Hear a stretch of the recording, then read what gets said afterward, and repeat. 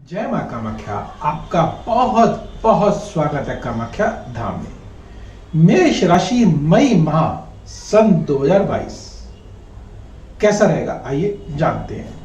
लेकिन उससे पहले जानते हैं मुख्य त्योहार। 3 तारीख को भगवान परशुराम जयंती या अक्षय तृतीया, वह शुभ दिन जब कोई भी कार्य किया जा सकता है, कोई भी मंगल कार्य किया जा सकता है। 8 तारीख को गंगा जयंती है और 9 तारीख को मां बगला मुखी जयंती, शत्रुओं की विनाशक करने वाली मां बगला मुखी की जयंती। इस दिन अगर पूजा अर्चना आराधना विशेष रीति से की जाए तो शत्रु 100% शांत हो जाएंगे। और मां बगला मुखी के पास एक विशेष आकर्षण शक्ति भी है, सम्मोहिनी शक्ति है, मोहिनी शक्ति है। और आप उस दिन अगर पूजा अर्चना करते हैं विशेष रीति से, क्योंकि तंत्र की देवी है। वैसे तो तामसिक और सात्विक दोनों तरीकों से कार्य किया जा सकता है, लेकिन जरा सी भी नाराज अगर हो जाए मां बगला मुखी विशेषता, तो बहुत बुरे परिणाम देती है और हां, तत्काल आपको उसका फल भी देती है। तो निश्चित 9 तारीख को मां बगला मुखी मां की आराधना पूजा अर्चना करके आप अपनी मनोकामना पूर्ण कर सकते हैं। आइए आगे बढ़ते हैं। 10 तारीख को मां सीता जयंती, जानकी जयंती, और 12 तारीख को मोहिनी एकादशी, और 16 तारीख को बुद्ध जयंती या वैशाख माह की पूर्णिमा, और 30 तारीख को सोमावती अमावस्या। अब हम बात करते हैं ग्रह गोचर पर। सूर्य और राहु की अगर बात करें तो लग्न में विराजित है। बुद्ध देव द्वितीय भाव पर, शुक्र और बृहस्पति, देवगुरु बृहस्पति और दैत्यों के गुरु शुक्र द्वादश भाव पे विराजित है। द्वादश भाव जो कि हमारा शयन कक्ष है। शयन कक्ष में दोनों गुरुदेवों का, एक राक्षस गुरुदेव दैत्य गुरुदेव और दूसरा देव गुरु बृहस्पति का विराजित होना निश्चित कुछ ना कुछ उथल पुथल अवश्य करेगा। क्या करेगा जानेंगे आगे। और अब बात करते हैं मंगल और शनि की। यह भी एकादश भाव जो कि प्राप्ति का भाव है, लाभ का भाव है। यहां एक विशेष गुण होता है कि यहां पर जो भी ग्रह आते हैं, चाहे वो अशुभ ही क्यों ना हो, अर्थात पापी ही क्यों ना हो, लेकिन अगर हमारे लिए अगर शुभ अगर है तो वह गलत तरीके से भी हमको धन दे जाते हैं। और वह क्या धन देंगे, किसके माध्यम से देंगे, वह भी जानेंगे। लेकिन उससे पहले जानते हैं कि यहां से मंगल देव, पहले मैं बता देना चाहता हूं कि मेष राशि में मंगल देव देवता है और वह एकादश भाव पे बैठे हैं। और किसके स्वामी होकर के? अष्टमेश के और लग्नेश के। अष्टमेश जो कि पीड़ा देता है, कष्ट देता है, रहस्यमय तरीके से हमको परेशान करता है, धोखा देता है। और मंगल देव की जब हम बात करेंगे तो मंगल देव कौन है? हमारे भाई बंधु हैं, हमारे मित्रगण हैं। तो उनके द्वारा आपको प्राप्ति भी हो सकती है, ध्यान रखिएगा। और अचानक प्राप्ति होगी। अचानक क्यों कह रहा हूं मैं? क्योंकि राहु देव लग्न में विराजित है। आपके मस्तिष्क को क्रिएटिव बना देंगे, रहस्य में बना देंगे,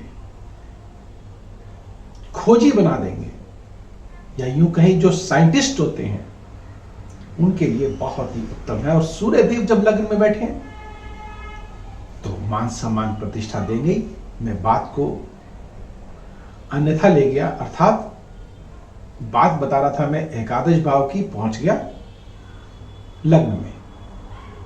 एक दूसरे से संबंधित है इसलिए वहां पहुंच गया। लेकिन हम बात करते हैं अभी एकादश भाव की। एकादश भाव में मंगल देव की बात करते हैं।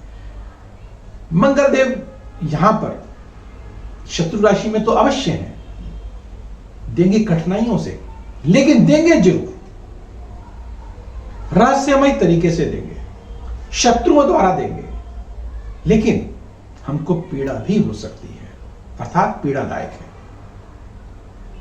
रक्त संबंधी विकार भी हमको हो सकते हैं अगर स्वास्थ्य की दृष्टि से हम देखेंगे। साथ में शनिदेव बैठे हैं और स्व की राशि में बैठे हैं, स्थिरता लिए हुए हैं। लेकिन मंगल और शनि की अगर बात करें तो कठिनाइयों के साथ, आप यूं समझ लीजिएगा, कठिनाइयों के साथ आपको धन की प्राप्ति होगी, लेकिन होगी जरूर, निश्चितता होगी। और अगर हमने थोड़ा धैर्य रख लिया तो फिर कहने ही क्या है। आप इस माह निश्चितता, मैं ये कहूंगा कि बहुत बड़े धन के स्वामी आप बन सकते हैं। बृहस्पति देव द्वादश भाव में बैठे हुए हैं और भाग्य के स्वामी होकर के बैठे हुए हैं। द्वादश भाव जो कि अशुभ भाव होता है, शुक्र के लिए यहां पर शुभ भाव होता है, लेकिन बृहस्पति देव के लिए यहां पे अशुभ है। और शुक्र देव यहां पे उच्च के होके बैठे हैं। एक बहुत चमत्कारिक आपको मैं तिथियां देता हूं। जो जातक प्रेम संबंधों में है, ध्यान रखिएगा, तारीखें नोट कर लें। मंगल देव 17 तारीख को यहां पर पहुंच जाएंगे द्वादश भाव में। 17 तारीख को मंगल देव, बृहस्पति देव और शुक्र देव यहां पर 22 तारीख तक रहेंगे। अर्थात 17 से लेकर 22 तारीख तक मंगल, शुक्र और बृहस्पति का मेल यहां पर होगा, जो कि शयन कक्ष है, द्वादश भाव है, ऐशो आराम का भाव है, व्यय का भाव है।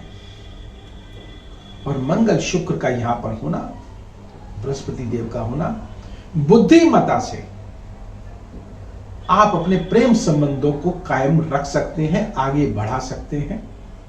लेकिन ध्यान रखिएगा, अगर यहां पर आप पवित्रता रखते हैं तो मां कामाख्या की कृपा से आपको धन भी बहुत मिलेगा और वह आपका अच्छी जगह पर होगा। मंगल कार्य होंगे, प्रेम संबंध बढ़ेंगे, विश्वास बढ़ेगा आपका। और यहीं पे अगर आपसे थोड़ी सी भी भूल चूक अगर हो गई तो निश्चित ध्यान रखिएगा, बहुत बड़ा नुकसान आपको उठाना पड़ सकता है। आइए इसको संक्षेप में यहां रखते हुए आगे हम चलते हैं सूर्यदेव पर। पंचमेश के स्वामी होकर, पंचमेश संतान के भाव के स्वामी हैं, हमारी शिक्षा के स्वामी हैं, हमारी इच्छा शक्ति के स्वामी हैं। इच्छा शक्ति प्रबल होगी, सम्मान बढ़ेगा, संतान पक्ष से हमको लाभ होगा, उनका सम्मान बढ़ेगा और शिक्षा में भी आपको सम्मान मिलेगा। लेकिन राहु देव का यहां पर साथ होना आपको थोड़ा भटका सकता है, बुद्धि को भ्रमित कर सकता है। और यहां पे अगर आपकी बुद्धि स्थिर रही तो आपको मान भी मिलेगा, सम्मान भी मिलेगा, इज्जत भी मिलेगी, पैसा भी मिलेगा और स्वास्थ्य भी उत्तम रहेगा। हर तरफ से आपको सर्वांगीण विकास होगा और अचानक होगा, क्योंकि राहु देव यहां पर विराजित है। और अगर आपने राहु देव को या अपने मस्तिष्क को जरा सा भी उल्टा कर लिया तो फिर दुनिया की कोई ताकत आपको सीधा नहीं कर सकती। इसको सीधा कैसे किया जाए जानते हैं, उन छोटे से उपायों को और तारीखों को भी जानते हैं जिन तारीखों को हमको शुभ कार्य नहीं करना चाहिए। पहले उन तारीखों को नोट कर लीजिए। 6 तारीख, 7 तारीख, 15 और 16 तारीख, 24 और 25 तारीख, भूल कर भी इन तारीखों का कार्य ना करें। अगर करना भी पड़े तो एक छोटा सा उपाय है, वह क्या है? 6 मुखी रुद्राक्ष, भोले शंकर का 6 मुखी रुद्राक्ष लेकर के कामिया सिंदूर लगाइएगा और व्हाइट पेपर में रैप करके सिर के तक एक नीचे रात को रख के सो जाइएगा।